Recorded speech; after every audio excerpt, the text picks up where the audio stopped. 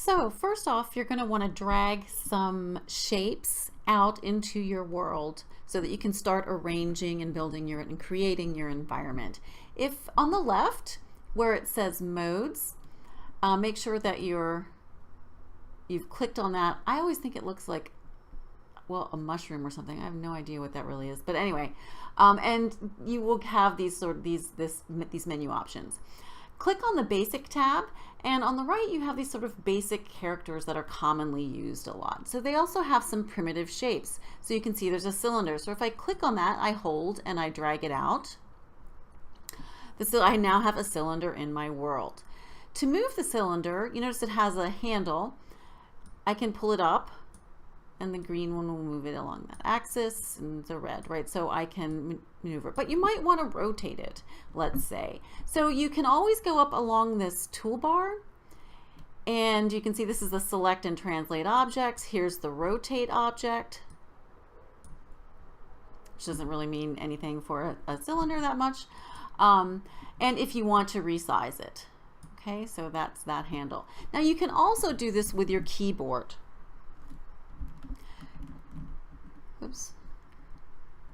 If you hit W, you'll change back to the moving handles. If you hit E, it's the angle.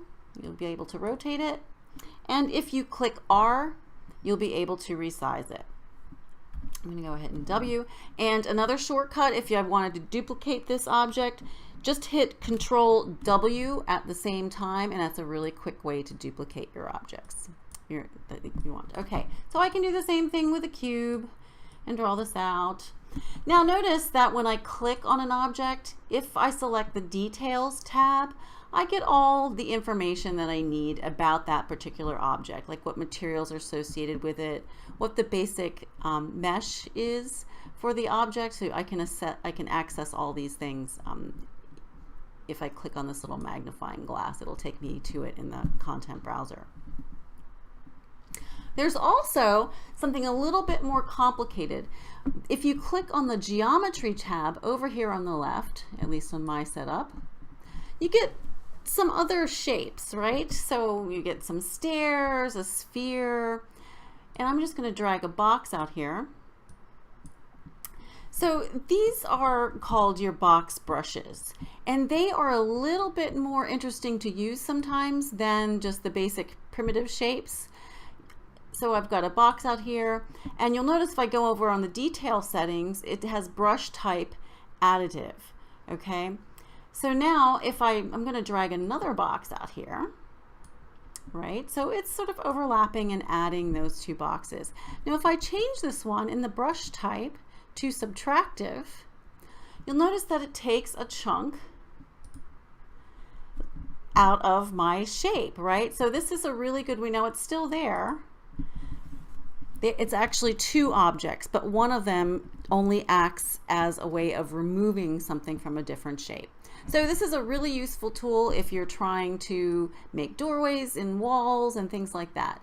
So definitely, you know, have some fun and explore around with these things. Now, if you want to kind of, you know, when I click off this, it becomes invisible and you can't really see it. I can select both of these objects.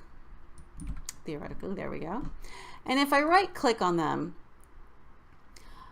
there's a group option, so I can actually group them. And now they are one object. So if I lose track of that, right, I can keep moving it all together. So it's always together for me. Now the other thing that is really handy is the World Outliner. It's another tab up here. I keep it on the right. And this basically shows you everything that is out there on your map. So if you click on these, on the items that are outlined on your map, it's going to take you to them, right? Or if I click on this, I can see there's my two box brushes.